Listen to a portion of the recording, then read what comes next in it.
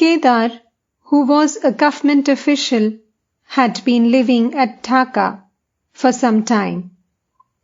He had been transferred there from Calcutta. He was a devotee of Sri Ramakrishna and had gathered together at Dhaka many devotees who came to him regularly for spiritual instruction. As one should not come empty-handed to a religious man, the devotees would bring Kedar sweets and other offerings. Kedar, to the master, humbly, "Should I eat those offerings?"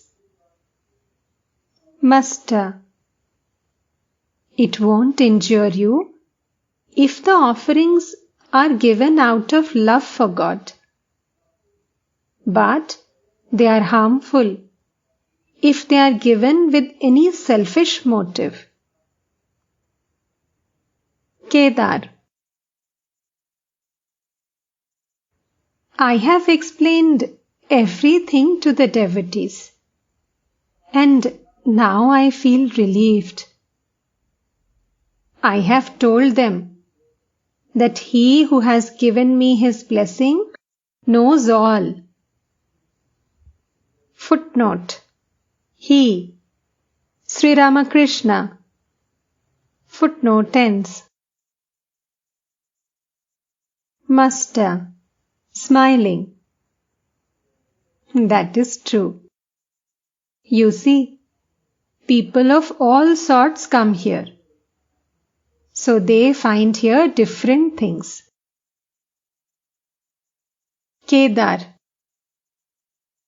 "I do not need to know different things." Master, smiling, "Why not? One should know a little of everything. If a man starts a grocery shop, he keeps all kinds of articles there, including a little lentil and tamarind. An expert musician knows how to play a little on all instruments." Sri Ramakrishna left the room and went toward the pine grove. The devotees began to walk about in the garden. Several went to the Panchavati. Sri Ramakrishna met them there and said, "I have indigestion. I took a meal at the Mulliks. They are very worldly people." A few of the master's personal things lay scattered on the cement platform of the Panchavati, and he asked M to bring them. He proceeded to his room, and the devotees followed. In the afternoon, the master rested a while. Afterwards, a few devotees arrived. The master sat on the small couch, reclining against a pillow. A devotee: "Sir, can one know God's attributes through the intellect?" Master: "Certainly not by this ordinary intellect." Can one know God so easily? One must practice sadhana.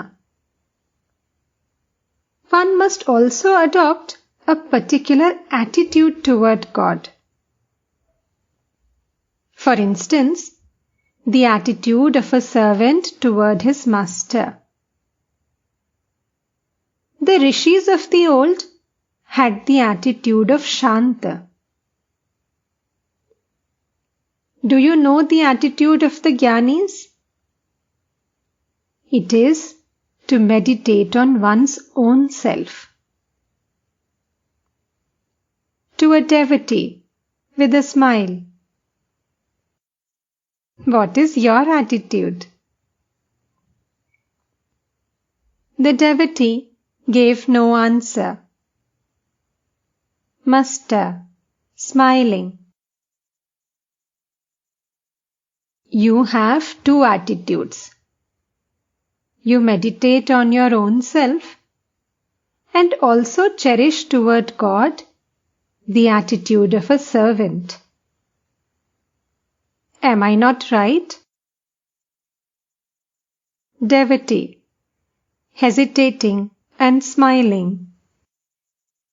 Yes, sir. Master, smiling. You see, as Hazra says, I can read people's thoughts. One can maintain those two attitudes only at a very advanced stage. Prahlad maintained them. But one must work hard in order to practice this ideal. Let me give an illustration. Suppose a man is grasping the thorny branch of a plum tree. His hand bleeds profusely.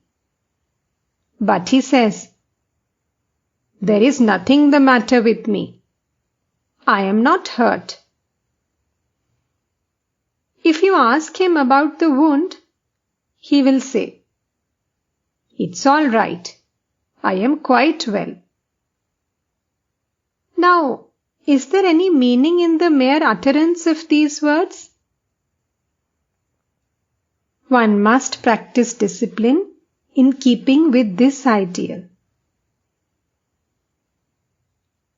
The devotees were giving their whole attention to what the Master was saying.